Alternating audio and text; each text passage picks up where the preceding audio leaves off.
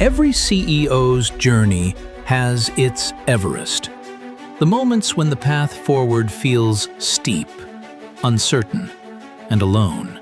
With Sherpa CEO coaching, you don't climb alone. Our experienced coaches are your guides, helping you break through barriers, sharpen your strategy, strengthen your leadership, and build a team that can carry you higher.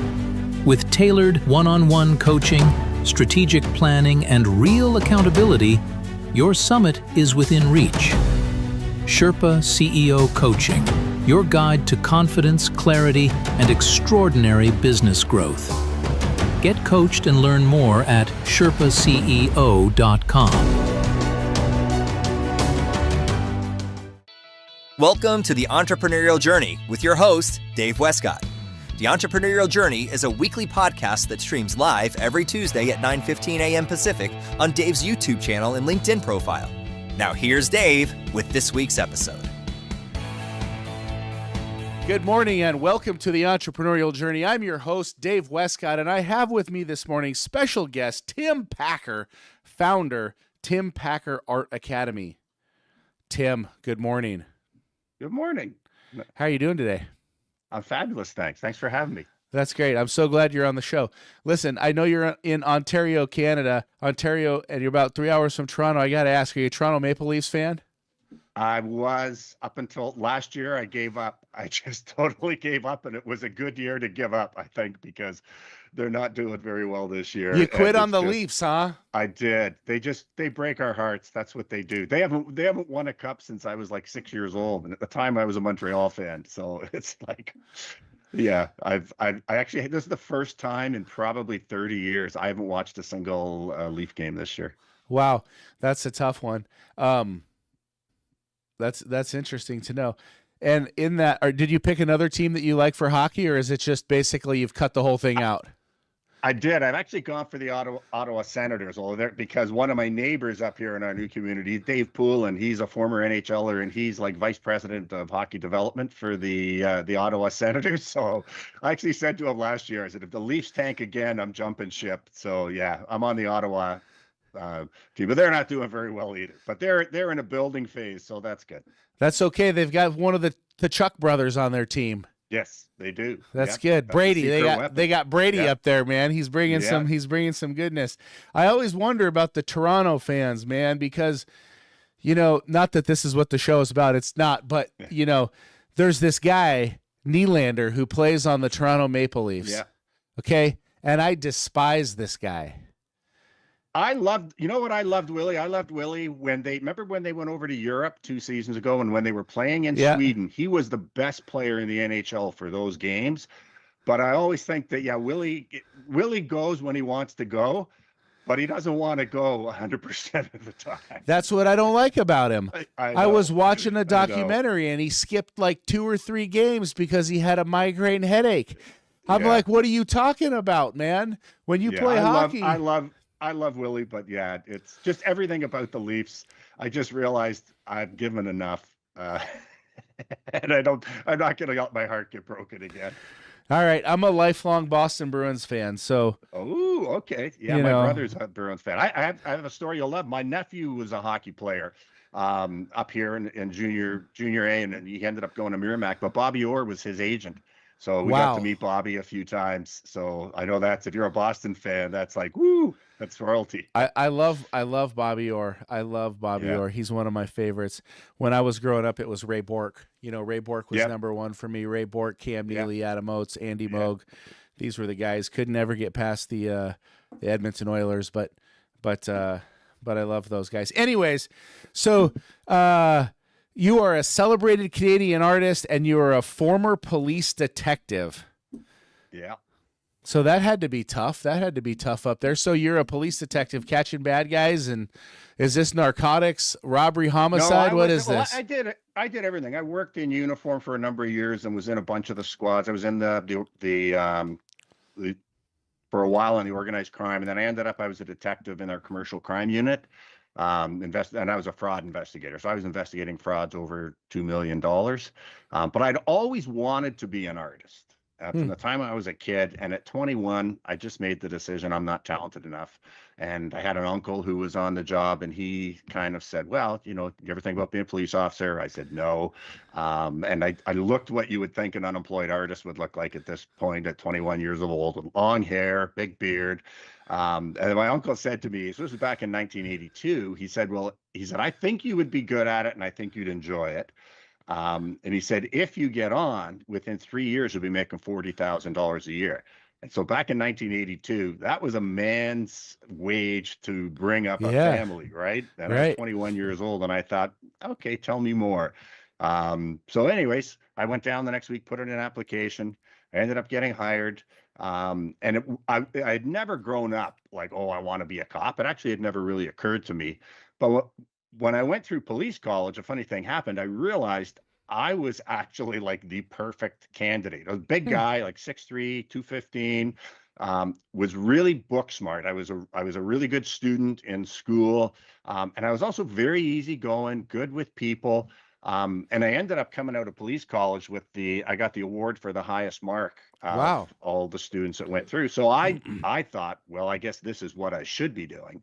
And so just really dove into that career. But I always had in the back of my mind that, I wanted to get back to art one day. And I thought maybe it could be a side hustle when I retired. And then in my 30s, a good friend of mine who was the same age as me was murdered on the job in the line of duty. Wow. And that just really struck me that, because my plan had been 20 years from now, I'll get back to art. And I just realized there's no guarantee. And I just decided I need to get back really painting and being an artist, even just in my kind of part-time when I was away from the job. And then at the same time, for the first time, I was introduced to the idea of the growth mindset, the idea that, your talent is not something that's fixed. Your ultimate talent is really unlimited if you just work to do the things that you need to do. So I kind of thought, well, I don't really believe this, but let me live my life for 1 year as if I do. And so I just really dove into looking at what were the things as an artist that I really was not that good at, but that would be huge dominoes if I could master them in terms of making my art better. And I thought, I'm going to live my life for a year as though I believe this, start scheduling my painting time 3 times a week. That came first. And by the end of that first year, wow, I had improved an awful lot. And by the end of 3 years, now I'd been elected to a couple national arts organizations. I'd had my work exhibited in international juried shows, won a bunch of awards.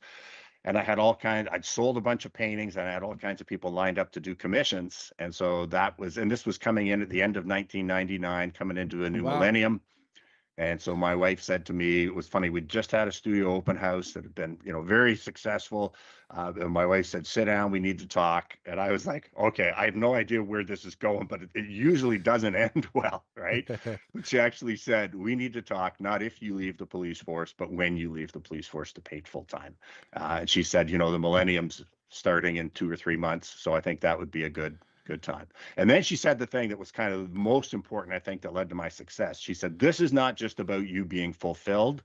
This is not just unconditional support. And she was a banker. And she said, I think that there's a good chance that our best long-term interest financially will be served by you pursuing art full-time. So as long as there's a chance that that could be true, I'll support this. And she said, you just need to promise me now, if it ever becomes clear that it's not, you'll put on a suit and get a job in corporate security, which I could do easily because of my background as a fraud investigator. So yeah, that was, so going into, I went home for Christmas vacation, 1999, and started the new year as an artist. It's still the scariest thing I've ever done in my life. 18 years. So 18 years, you're a police officer. And then bam, you have the conversation. It's Christmas time. You make the leap. 2000, Y2K, everybody's scared out of their minds. The computers aren't going to work. The world's going to reset. Everything's going to fall apart. And you just jumped into a brand new role, a brand new life. And you said, hey, we're going for it. And was that done being a police detective at that particular moment? Or did you carry on a few more months, or was it just done? Brand new 2000s, you were done. Yeah, I went home for Christmas vacation and never went back. They knew. I went and told them in November, I guess, that I was going to be leaving. I told my boss that I was going to be leaving. It was funny because I told my boss I'm leaving in the new year, and he said, where are you going? Hold up, homicide? I was like, no, I'm leaving to paint. And he went, oh yeah, because by this time, probably half of the guys in the fraud squad, I'd done portraits of their wives or their kids or whatever. Oh, wow. So I was becoming known as an artist and was already kind of, getting a lot of commissions and selling work and stuff. So everybody knew that this was a thing I had on the side. And I'd actually had certain people had actually come up to me and said, like, what are you doing here, man? Like, you should be pursuing this. So it wasn't a total shock for people. It was a total shock for my father-in-law. He lost his mind. He was ready to disown me. He thought his grandkids were going to be booted out onto the street because I walked away from my job to paint. But it was so funny because we just went down for a visit last week, and I got down there and he bought a copy of my book and he wanted me to sign the book for him. And now he brags about me. But at the time, yeah, he was not happy with me at all. Yeah, that's a great story. So 18 years as a police officer. Thank you very much for your service. I'm always a big supporter of our folks in blue, keeping the streets safe. Always very important. Yeah. I'm a big believer. So you get into the business and you've done some portraits. You mentioned, you had an open house. You're selling, art. When I was, reading through this, I'm thinking, okay, how do you make this money selling art? And so you've built a thriving multi-million-dollar art business. Yep. And that seems to me that is not an easy thing to do. You sell originals, you self-publishing prints, and you run a top-tier online art academy. So there's basically two things that you've got going on. One, or actually three, because you have the book. But you've got the art, and so you're painting and you're selling prints. Now, what kind of margins do you make on this? It's always been interesting to me, like you go into an art gallery everywhere I go. So I love art. Everywhere I go, I'll go into an art gallery in whatever that local city is or that local town. Yeah. And I'll find some piece of art. And sometimes you'll go into an art studio and you'll see a lion that's painted and they want $10,000 for it. Or you'll see an Indianscape and they want $8,000 for it. Or sometimes you go into an art studio and you'll see something that's just as cool as what you just saw and they want $1,500 for it. Yep. And you're looking at that time. It's always just intrigued me. How are you valuing what this art goes out for? How are you saying this is what it takes for me to make a living? This is how I'm paying my bills. Like, is there a mathematical equation where you're saying, okay, it took me this many hours to do it. It cost me this much in paint. Okay, this is what the canvas. Like, how are you saying this is what my painting is worth? Because I've sold a ton of paintings at that price already. So that's how it works. Every artist starts out at a very low price, right? But the key, it's very much like the music industry, that there are a lot of people out there who are really good, right, at singing, playing guitar, whatever. And most of them are just going to be doing like part-time gigs or whatever, or even if they're really, really, really skilled, but they just don't have anything unique about them. They become like a corporate singer for the bands that go around and play these big corporate bigs. So, but to be successful in music, you need to be great with a unique voice, right? You need to have that voice where as soon as someone hears it, it's like, oh my God, that's Taylor Swift, that's Bruce Springsteen, that's Nickelback, doesn't matter. You need to know, you have to have something that no one else can offer. And so it's the same sort of thing in art. If you really, really want to be successful, you have to have work. You have to, first of all, it needs to demonstrate mastery of skill and concept and all this kind of stuff. But it also has to really engender at least enough people where they just see it and fall in love with it and want it. And then there has to be something unique about your work so that they can't go, well, I love this, like you just mentioned, I love this kind of like landscape or whatever. But if there's 50 other artists who do similar quality work that looks very similar, they're going to go to the one that's the cheapest because they're going to go to value. And so you need to have something about your work where when people see it, they not only love it, but you're the only one doing it and they know who did it. And then what happens as the bigger your career gets, the more galleries you get into, the bigger your audience gets, the more people want your work.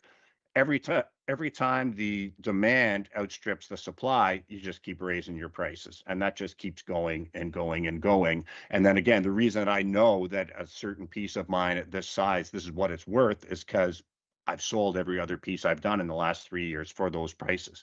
And so it's valuable because other people have actually said, yes, it's valuable, and they love the work, right? So it's not that different than, I mean, it's a little different, but it's kind of like, how can you say this Honus Wagner baseball card is worth X?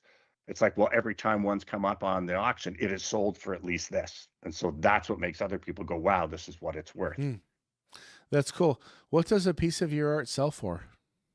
A small one, go for like a 12 by 14 or something, go for about maybe $1,500, $1,800. A big one, like 4 feet by 6 feet, about 15 grand. Okay, so you're Yeah. up. You're up there with the ball and painters. You're doing something right when it comes to painting. Yeah, I'm doing well, but there's other people that are ahead of me, right? It's kind of like, I'm not Taylor Swift, but I'm someone you'd go and buy their CD or go see them at a stadium or something. But then there's, you get someone like, and again, it's very much like Taylor Swift, Ed Sheeran. It's kind of like, why are they so popular? It's because, they've got something unique. As soon as you hear one of their songs on the radio, you know it's them and people love them, Yeah. right? So it's the same with me. No, that's a great price though. I mean, in that $15,000 price range for that, that's a good price. People are buying that art. People are going there. They're making those purchases. They're putting those on their wall. Those are centerpieces in their living room. People are loving that, right? I've been to the art galleries where every piece of art is $100,000, $150,000, $200,000. I've been in those art galleries down in San Francisco and New York and that sort of thing. And that's cool. But what I'll tell you is, I love art. I love to look at art. I love those things.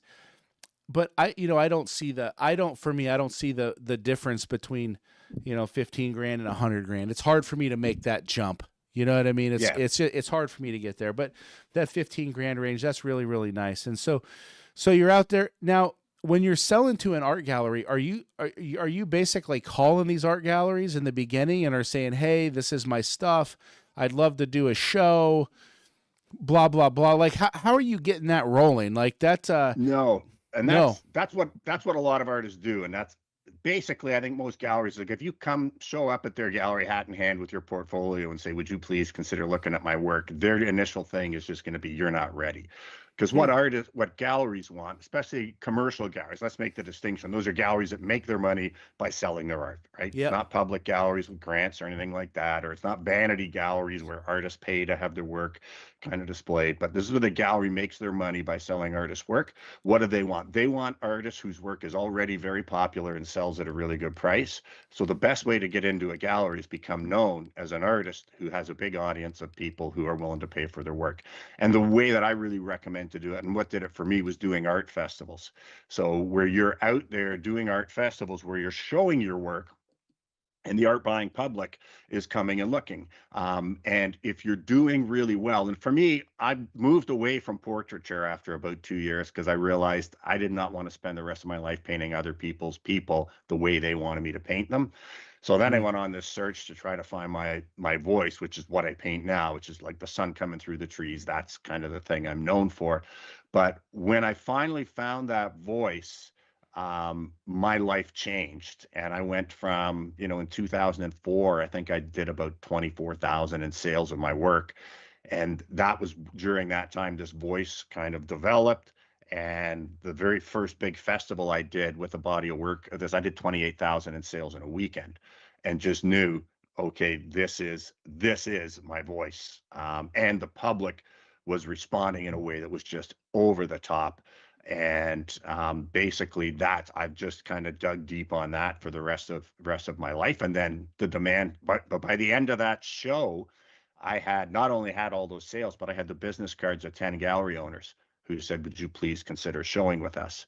And so then that's what I did over the course of the next few years. I continued to do some festivals and then was showing in galleries. And then from about 2010 till 2017, I guess I was in about a dozen galleries across Canada and the US. And that's all I did was paint and ship my work out. And then the prices just kept going up because I could never keep up with the demand. The more galleries I had, the bigger the audience, the more everybody was always saying, hey, we need more work. We need more work. And then the only way to slow it down is to raise the prices, right? So Wow. that's what you get there. But I would say for artists, like the biggest problem most artists have is they get pretty good. or really good, and they get a few sales, then they spend the rest of their life trying to market that pretty good work. It's like trying to make a living as a pretty good golfer on the PGA Tour. You Yeah. gotta be great, right? You've got to be at that 98th percentile. And the good news is anyone can get there if they're willing to put in the work and focus on mastering the skills, the concepts, pushing their creativity, to find that unique voice that people love. But the problem is most artists stop and then spend, like, they figure, oh, this is it. I love what I'm doing. Some people like what I'm doing. And then they spend the rest of their life trying to make a living off this work that someone likes. And the village of starving artists is full of artists where people like their work.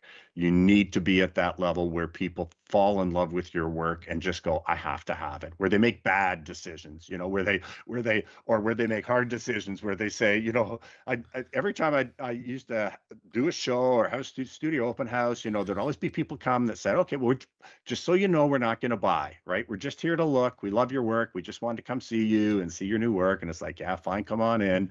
And almost invariably, one of those couples would be having what looked like a painful conversation over in a corner.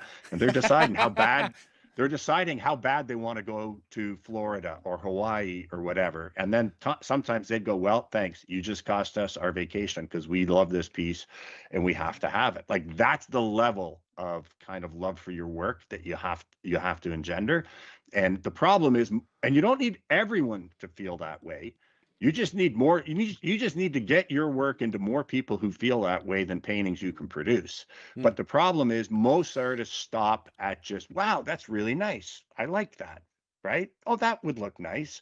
But then they go around and it's like, okay, they're going to buy whoever's cheapest of that would look nice. So then your prices are never going to go up. So the big key I would say for artists is, until or unless people are doing that, oh my God, I love it, I have to have it, and at a rate that you can't keep up with, you have an art problem. And no amount of business solutions are going to fix an art problem. So you first need to fix the art problem, whether that's getting better at the skills, whether that's really spending time in process mode and pushing your creativity, trying to find that unique thing you have. But once you get to that point where you're routinely getting people absolutely falling in love with your work, then making a living is easy. It's just the same with music, right? Like, it didn't take Taylor Swift very long to kind of get to the top because people didn't just like Taylor Swift. They loved Taylor Swift, right? Right. And that's at the biggest level, but even on the smaller level, there's a lot of bands that they don't have huge followings, but they have enough people absolutely love what they do that they make a very good living, right? Grateful Dead's a good example of that, right? Not everybody loved the Grateful Dead, but the ones that did, man, they were fanatics, right? So that's what you need to do. And then once you've reached that stage, which that's the creative side, then what most artists don't realize is, like, well, even as you start, you're an entrepreneur. The minute you pick up a paintbrush with the idea of, I'm going to try and make some money here, you're an entrepreneur. So that's why I love doing these podcasts, because everything that everybody else talks about entrepreneurship, that applies to you as an artist. But first of all, you have to have a viable product, right? You have to have work that people fall in love with. But then you're in the same boat as somebody that's selling plumbing services or selling lawn furniture or selling whatever. You're a small business person, whether you're a solopreneur or you have, one or two people working with you, but now you're an entrepreneur. And if you want to be very successful, you need to be successful at business as well as the art. All right. That was very well articulated. You are officially, I'm just going to call you a master of the process. I can tell that your wife bet on the right horse when she called you in 1999 and she said, stop going out there with a gun and a badge. You're going to get in that room with a paintbrush. Don't come out till you make me something good. She made the right bet. And that's, I mean, you've got this thing dialed in. I wonder how many people that are going to listen to this show are going to say, as soon as you mention the Grateful Dead, they're going to have some Grateful Dead song rolling through their head, right? Because we all know one or two, right? So, that's fun too. I love the analogy with, what you're doing with the music and how those things tie together. Those are some great analogies. I got to ask you, how long does it take for you to do a painting? Like you get one of these 4x6, paintings, you know what it's going to be. You're inspired by something. Maybe you've gone somewhere, you're sitting on the beach. I don't know. You decide this is what I'm going to paint today. How long does it take you to put that together? For a small piece, like a 16 by 20 or smaller, I can knock it off in an afternoon.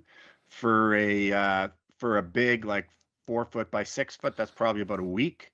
But the margins are really good once you get to like the cost of materials, like for, small painting that I sell for like $1,200, that's a one afternoon painting session, and it's probably about $50 or $60 worth of materials. Wow. You are a So, master. but if I sell it through a gallery, if I sell it through one of my, and now I got into social media and everything else. So now most of my sales actually come direct to clients, because over the last 20 some odd years, I built a huge list of clients. So most of the sales that we do are direct to client because I get 100%. But when I was in the galleries, and almost all of my sales were coming from galleries. The galleries take 40 to 50%. So, but that's worth it if you can sell everything you're doing, and to get your prices higher, right? So, but for me now, it's kind of, I'm not cranking out nearly as many paintings as I used to because I'm focused on the Art Academy, just writing the book and everything.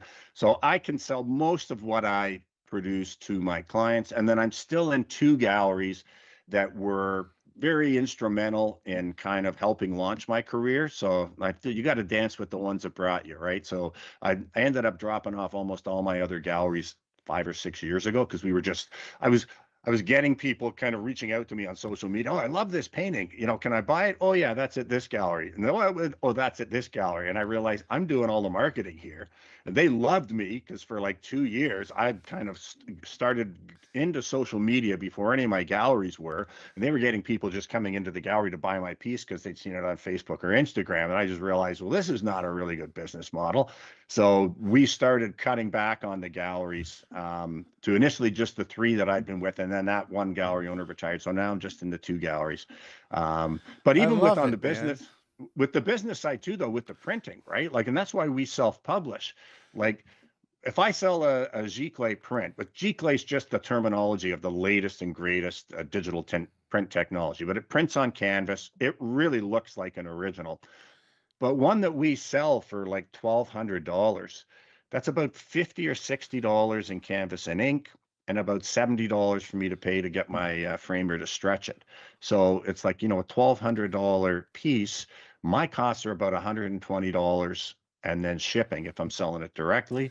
But my costs are also low enough that I can still sell those through galleries and still make a good margin, and they've got enough meat on the bone for them too, right? So, man, I just want to wake up and be you. Like this is off the charts. You are the Floyd Mayweather of painting. Okay, you have monopolized this thing. You took it away from the promoters. You said, "I'm doing it myself. I'm cutting out the middleman. I'm going direct to the customers."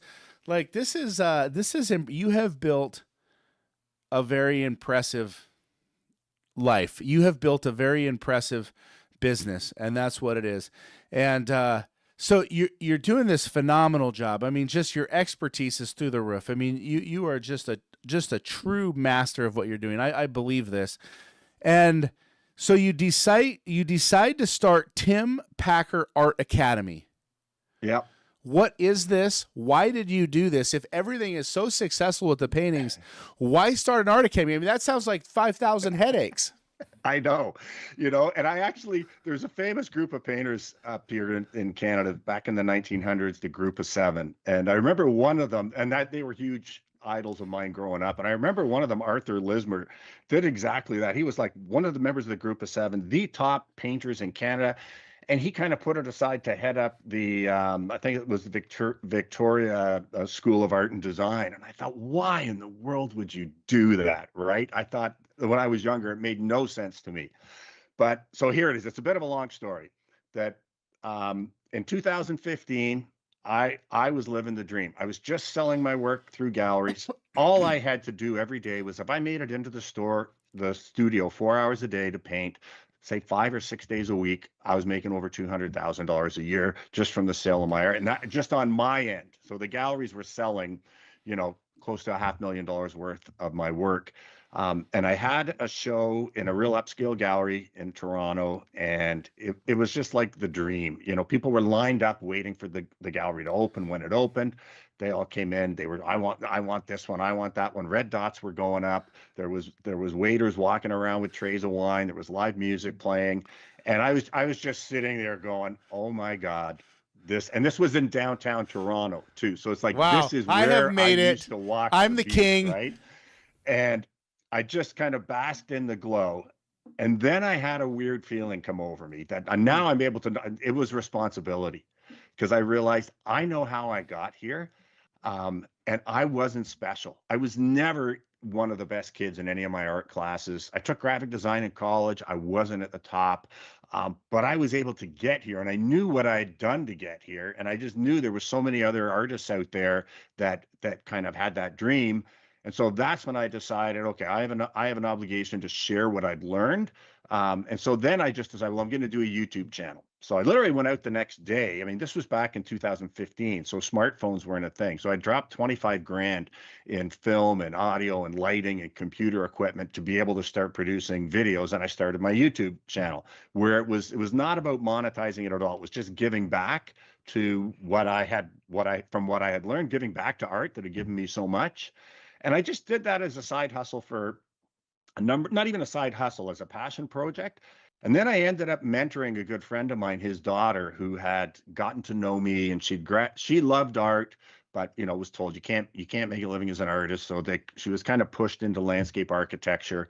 And over the course of her last 2 years at university, I got to know her, and she was always picking my brain about art. And when she graduated, she told her parents she didn't want to be a landscape architect. She wanted to be an artist. And they were not happy with her. They weren't happy with me, because this was my fault.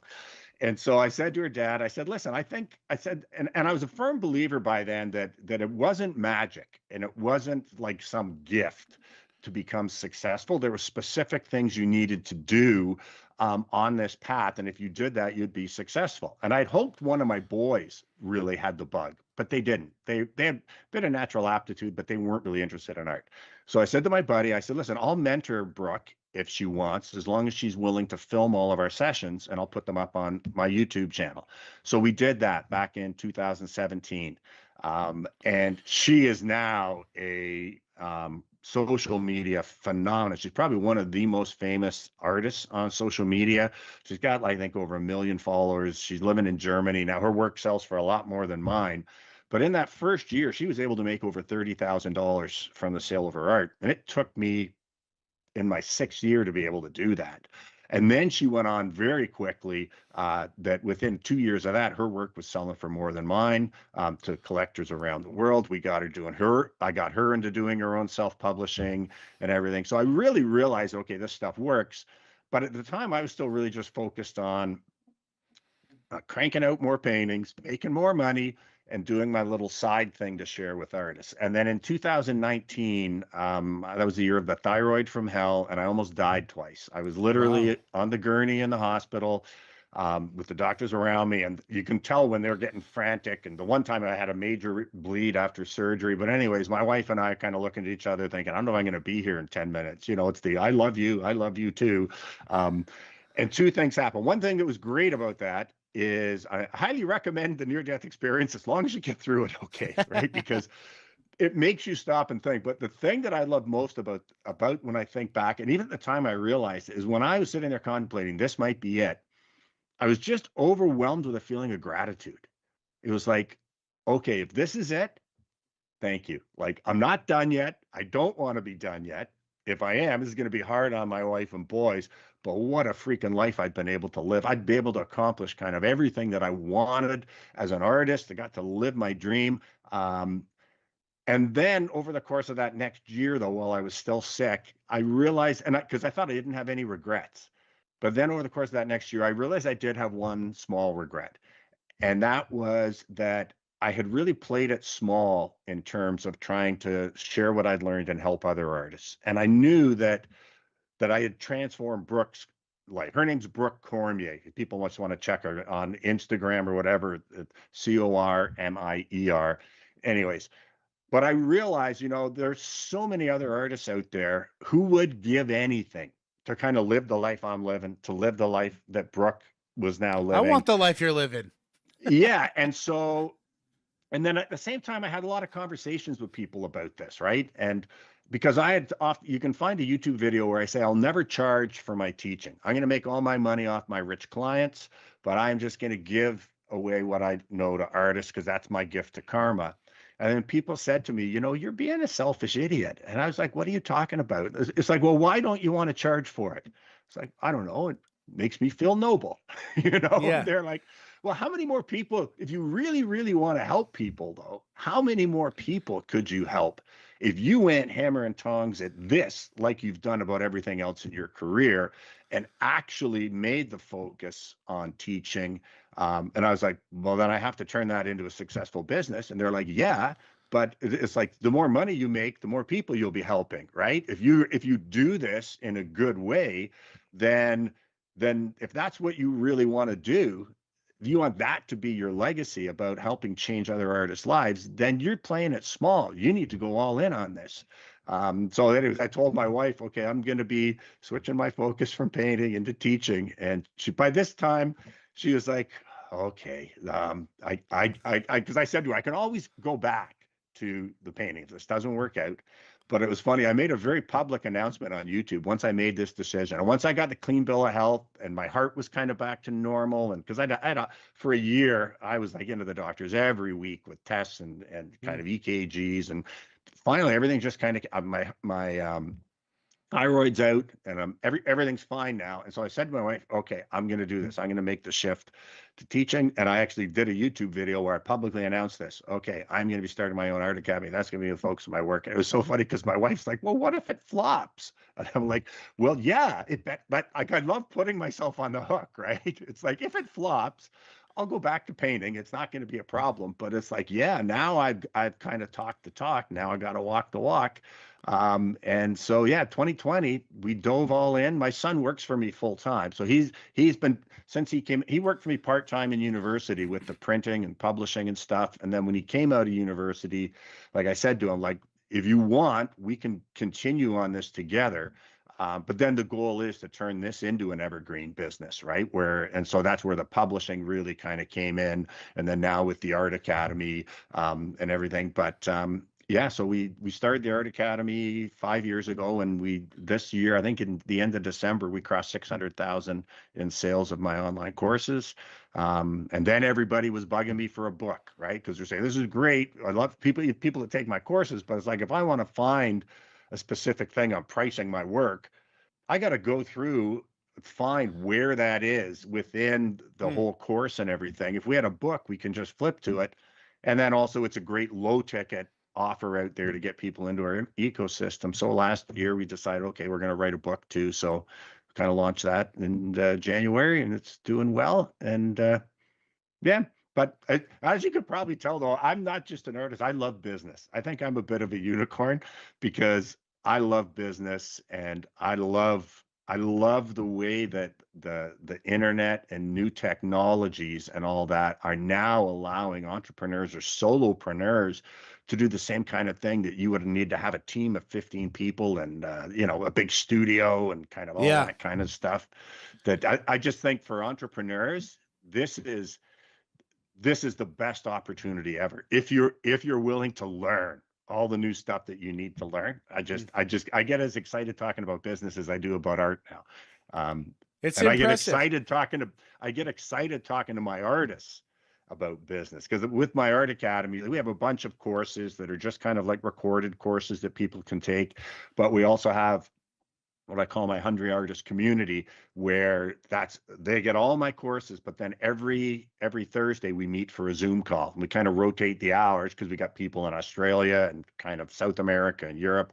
But I love the fact now that a lot of the people now that have been with me a couple of years, like almost all of the conversations are about business now, because they've got their art to that point where it's like, okay, I'm seeing a real demand and I can't keep up. And it's like, okay, now let's talk business. Let's talk how we can scale your earnings and maybe start having multiple streams of income or whatever. And that's the whole thing that I think becomes life-changing for people once they can actually start making a good living and then potentially create wealth from their art. That makes me happier than selling another painting. That's beautiful, man. You said something a few minutes ago. You said it's not magic. No. And you've talked about business. So I wonder what are the top 3 things that an artist has to do to become successful, to live that dream, to live the sunset that comes through the painting, the sunrise that comes through the painting. What is it? What are those top 3 things that any artist has to do today? Okay, and I'm going to talk just about the art first, because that's the thing. Like I say, until you're getting that reaction from people, there's no amount of business solutions that can help. So the number one thing is you need to master the skills. You need to master drawing. You need to master color theory. You need to master composition.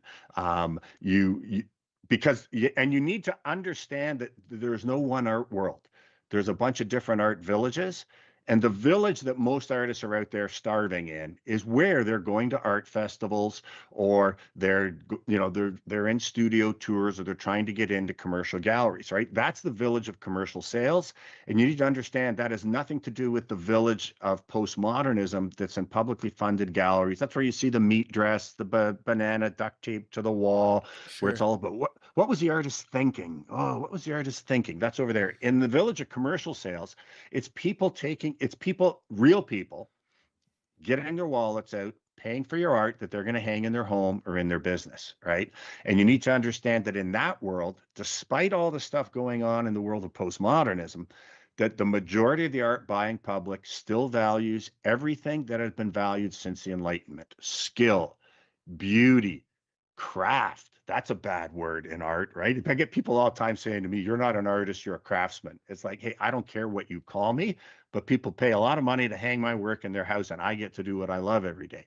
So you need to understand, and that's why mastering the skills is so important, because people value that they can see it, right? And there's all kinds of people out there, a lot of artists kind of trying to conflate both villages. It's like, well, I've got a little bit of skill, but I'm going to create this painting that says something about capitalism or whatever, right? Well, if there's got a little bit of skill in it, you've got too much skill for the people on the postmodernism side, because they don't want any. They think skill is a bad thing.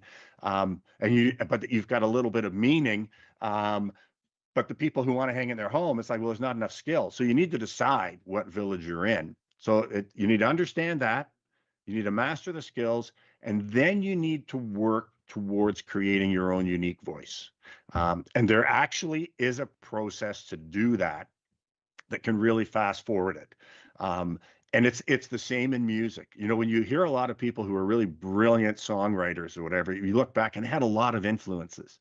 You know, they might have played classical music as a kid. They played piano, and then they were in the band in high school. And then they started their own garage band, and they were in punk for a while. And then they moved over to country and western or whatever. But they have all of these varied influences that now they have, because your talent is just 4 things. It's your skills, your knowledge, your experience, and your creativity. So the more influences you can kind of have, the more you have to draw on when you're in front of the easel saying, well, what do I have to offer? And so what I really encourage for artists is just like what musicians do: seek out as many influences as possible. Really learn about their techniques, their particular filter that they use to kind of see the world, and try and create works like Vincent van Gogh, for example, right? Everybody knows it's just strokes of broken color. So it's like, okay, well, try creating your own paintings using that same stylistic approach. Not because you're going to become the next copy of Vincent van Gogh, but you're going to learn stuff in there. You're going to increase your by pushing yourself into something you don't know. You're going to increase your creativity. You're going to gain new experiences. And you do this with a number of different artists. And then you go, okay, well, now let me just try and create, but mixing and matching the various different skills, concepts, whatever I've learned from these different artists. And here you're in pure process mode. And process mode is when you're trying something you don't know how to do, or you're trying something for the first time, right? But what happens with a lot of artists, they try something new and it doesn't work out. And it's like, oh, okay. So they scurry back to their comfort zone. They try something new and it doesn't work out, and they scurry back to their comfort zone. And then just the thought of trying something new, all of a sudden the lizard brain rears up, and now you're dealing with the fear of failure. And that's where you get painter's block, writer's block, same thing. They're not afraid to paint. They're afraid to paint a bad painting, because they know every time I jump into this process mode, it doesn't work out. But what they have to understand is when you're in process mode, paintings are supposed to fail. So the very first thing you need to do is give permission for the painting to fail. So if you go, well, I'm going to try and take these techniques from this artist, these techniques from these artists, but apply it to this different subject matter, you need to know going in, this could be a dog's breakfast, and I'm okay with that because the goal in process mode is to learn. But in process mode is also where breakthroughs happen, right? That's where sometimes you'll create the best painting you've ever created. And now what's happened is your whole level of painting has gone up. Or you may have a painting where the painting fails, but you go, wow, that one little area, I love what's going on there. So let me try that in the next one. And then if you keep rotating through process mode, while you're, I guess I got to talk about the other two modes. The other one's practice, which everybody kind of knows. That'd be for an artist. That's just life drawing, doing a daily sketchbook, whatever, where you're just working on specific skills. And then the one we're all familiar with is product mode. And that's where you're just trying to create the best product you can. But here's the thing. Again, here's why most artists end up failing is they spend a little time in practice and process mode until they get pretty good. And then every time they step outside of that and it doesn't work out, again, they scurry back to their comfort zone and then they just stay in the product for the rest of their life. But in product mode, you never improve. That's where you 20 years from now, you might be just a little bit faster at doing the same work you did 20 years before. Whereas if you're continually rotating through practice, process, and product, then when you come back to product mode, the level of the work just keeps getting better and better and better. And you just stay on that cycle until you have that moment where people just go gaga over the work compared to anything they've ever seen before. And it happens, and it happened to me. And then once that happens, then you go, okay, if I really love doing this, now you can make a good career out of it. Wow. It's just incredibly impressive. So you've got the academy. I mean, I've learned so much from you. It's just been incredible. And all of these principles actually are translatable into sports, into business, Everything. into every aspect of life. Yeah. So you have this great success. You decide to put pen to paper. Why in the world did you write a book? You've got the successful comedian, you're a successful painter. Like you just decided to bite off one more bite of the brisket was deciding to coming off the bone, and you just said, hey, I got to get my feet in here. Why? I didn't want to because I knew it was going to be a lot of work. But, I made that decision 5 years ago that what I really wanted to be my legacy was to help as many artists as possible actually go and live their dreams, be able to achieve that life where they can make a living from their art.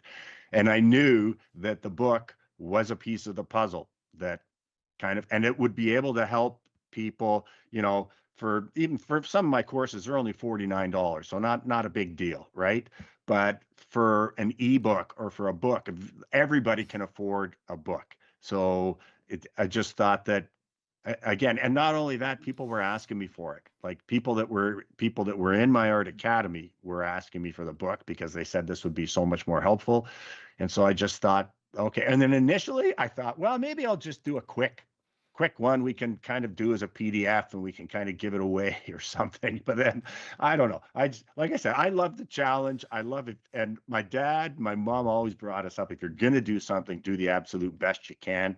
So somewhere around the 5th or 6th chapter, I thought, screw this. We're not doing a PDF. If I'm going to put the time into this, let's try and make a best-selling book and let's do the absolute best we can. So then it turned into a year-long process. And then even once the book was written, and I thought, oh, that's it. And I have about 300 people in my Hungry Artist community. So I sent it out to them for, for comments and that. And it's like, oh boy, did I get comments. And so it's like, okay, well, I guess we gotta, because initially they were like, this is very dry and very preachy. And they're like, you have so much energy when you're talking, but this book was so dry. So it's like, yeah, you need to go in. And so we had to rewrite the whole book to kind of get more of the same kind of tone and energy that I have when I'm talking.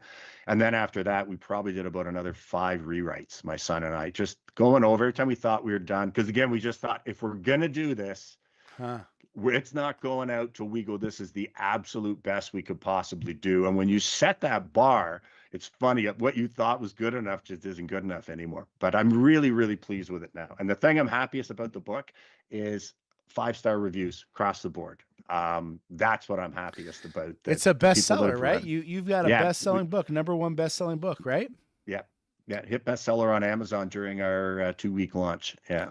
Congratulations. I mean, Thank you. I am just so impressed. I'm just so impressed by what you've built. I mean, you were an incredible guest, man. I gotta say Well, that thank you. you are just world class. I gotta know, we've talked so much about art. We've talked about the book. We've talked about being a police officer. We've crossed the topic of hockey. I mean, we have really crossed a lot of zones here. For all of the people in business today, I and take it away from just art or anything specific, but for anybody starting out in business, there was an interesting statistic that came out last week that 594,000 businesses in America failed last year. 594,000 entrepreneurs started a business and failed. Man, you have been incredibly successful at everything you've touched. And I know that's not without hard work. I know that's not without discipline. I know that's not without many, many trials and tribulations, and things don't just come easy. So you've had misses, you've had knockdowns, you've had Lots things of them along that way, right? And now you're basking in the glow of never giving up. Tough people don't quit. Tough times don't last. Tough people do. Like that whole methodology is there's an underlying tone of that in success. What advice would you give any entrepreneur? I don't care if they're starting a snowplow business or they've got a fruit smoothie stand or, they're opening a retail shop or they're taking photographs or they're in art. What is some of the number one, actually, what are the top 3 things that anybody starting a business should really do to be successful? Well, I think the first one is you have to ask yourself, why are you doing this? Because listen, it's great having a job or a career with a steady paycheck and benefits and all of that kind of stuff. If you are going to walk away from that, like I did, it it you need to understand why. And I think you need to be passionate about the thing. And by passionate, I don't mean that you just love the thing. Like I love golf. I'm still an 18 handicapper. I got way more than 10,000 hours in it, but I love playing mediocre golf, right? Yeah.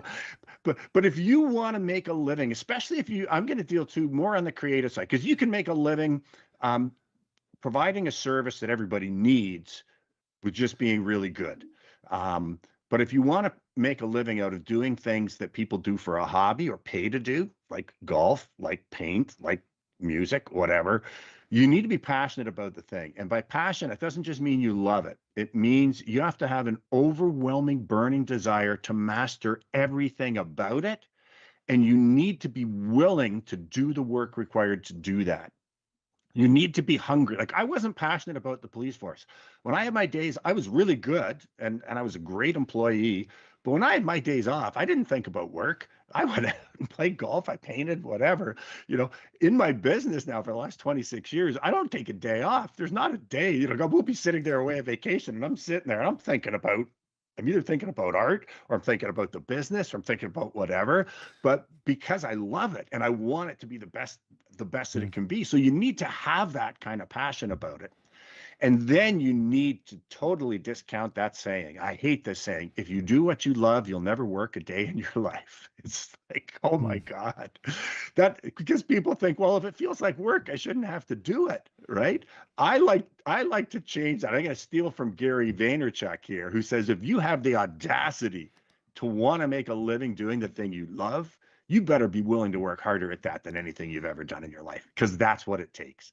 And the only reason you would be willing to work harder at that than anything you've ever done in your life is because you love it, right?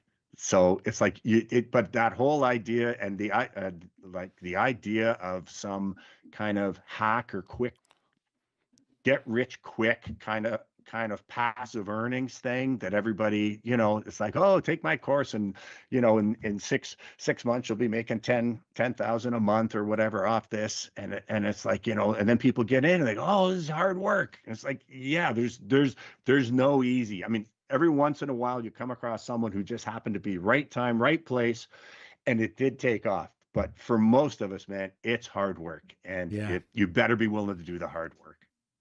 I love it. And just, I think, just to encapsulate what you've said, what you brought here was, hey man, you have to know why you're doing this. That is so mission critical. And then piece two is you have to be passionate about it.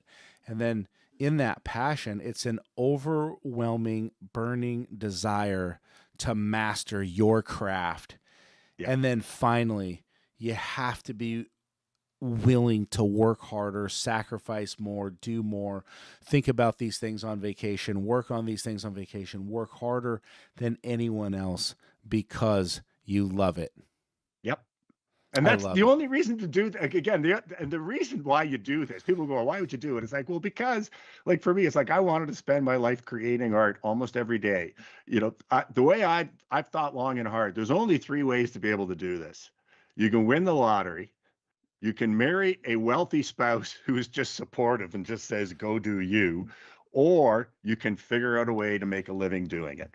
But so it's like, if you win the lottery, it doesn't matter if anybody likes your work. If you've got a supportive spouse or you're born into a wealthy family, you don't need to make a living, then, you can do whatever you like. But if you want to be able to go into your studio and paint every day, and would do that without having another job, then you need to figure out a way to make a living doing it. I love that, man. You can go win the lottery, go buy lotto tickets. You can marry somebody who's got more money than you could ever imagine, or you can figure out a way to make a living doing something you love. 3 great tips for life right there. Yeah. That's absolutely fantastic. So, all right, we're bringing this thing in for a close. We've had an incredible show. I've learned so much from you. It's just been absolutely inspiring to listen to you talk. I could hang out with you every day if you'd let me. It's just been wonderful. How can people get involved in the academy? How do they join up? How do they get in here? How do they do this thing? How does that work? Okay, well, so the Art Academy is just www.timpackerartacademy.com. So if they go there, you'll see a number of courses. You can also, if they just put in their name and email, they can get 5 free chapters of the book too. Oh. So, and in the 5 free chapters, that's not the first 5. I thought that's kind of the most impactful 5 chapters, but there's 38 chapters in the book. So they can read the 5 chapters for free, and they can make a decision about whether or not they think what I have to offer might help them. And then you'll also see a number of courses that are available. And I also have a ton of videos on YouTube under Tim Packer Fine Arts. So you don't even need to pay me $1. You can learn a lot just for free on YouTube. Wow, that's cool. So follow his YouTube channel. He's out there killing it. You can get all that information. Now, if I want to buy the book, I like the 5 Amazon. chapters. I fell in love with it. I go to Amazon. I type it in. Bam. Here we go. Just type in "you can sell your art" and it comes back. You can sell your art, and then there you go. Tim Packer Art Academy. I love it. Now I want to buy your art. I want to get something. I want to put it on the wall. Where am I going to do that? That's at timpacker.com. Timpacker.com. All right, so timpacker.com. That's where we're going to find the beautiful art that people can't live without. We're going to find the book on Amazon, Tim Packer, You Can Sell Your Art. And then if we want to join the Academy, we've got timpacker.com. That's where we're going to get hooked up. We're going to get all of this information. We're going to get everything going. Now, social media, you mentioned that you're on YouTube. Are you on Instagram? Are you on Facebook? Where can people follow you and just kind of see what you're doing on a daily basis? Pretty much everywhere. So I'm on Instagram, on Facebook, I'm on TikTok, I'm on LinkedIn, on YouTube. Yeah. So you're everywhere. I'm doing pretty good for an old guy. I've got over 100,000 followers kind of total across. So for an old guy who thought this was just giggling babies and cat videos a few years ago, I'm doing pretty good for social media. You don't run like an old guy. I mean, you're running like a 20-year-old down the marathon track, man. You're doing a fantastic job. All right. I got one final question. We've got a big billboard, a whiteboard on the side of the road. You can leave one word, one sentence, one phrase with the world. What do you want to share with the world today?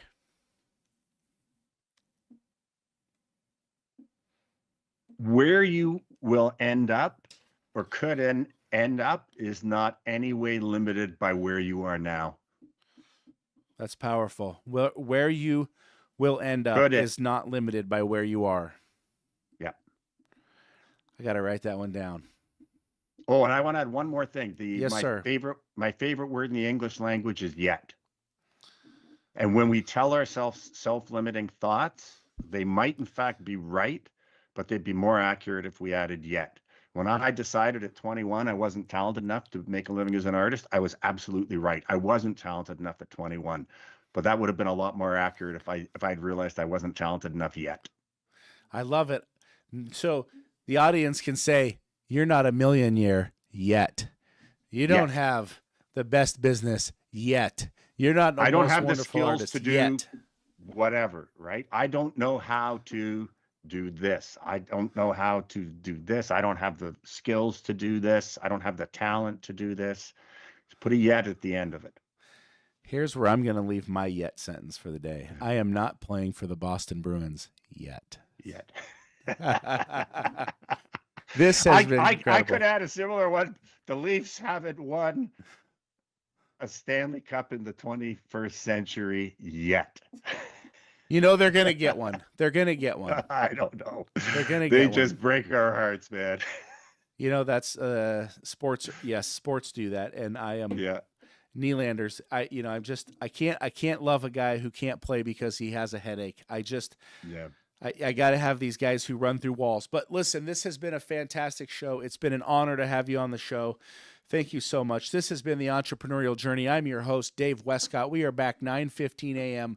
Pacific Standard Time every single Tuesday. Incredible guests, incredible time. Go get the book. Sign up for the Art Academy. Put a piece of art on the wall. Do yourself a favor. Make your life better. This has been an absolutely incredible show. Drop your comments into the comment box. Give us a like. Give us a share if you liked and enjoyed the show. And most importantly, go check out this incredible artist, Tim Packer, founder, Tim Packer Art Academy. Tim, thank you so much. It's been such a pleasure hanging out with you over the last hour. Oh, thanks. Me too. As you can tell, I love talking about this stuff. You are great at it. You are great at it. Thank you, my friend. You're welcome. Thanks for having me. Every CEO's journey has its Everest. The moments when the path forward feels steep, uncertain, and alone.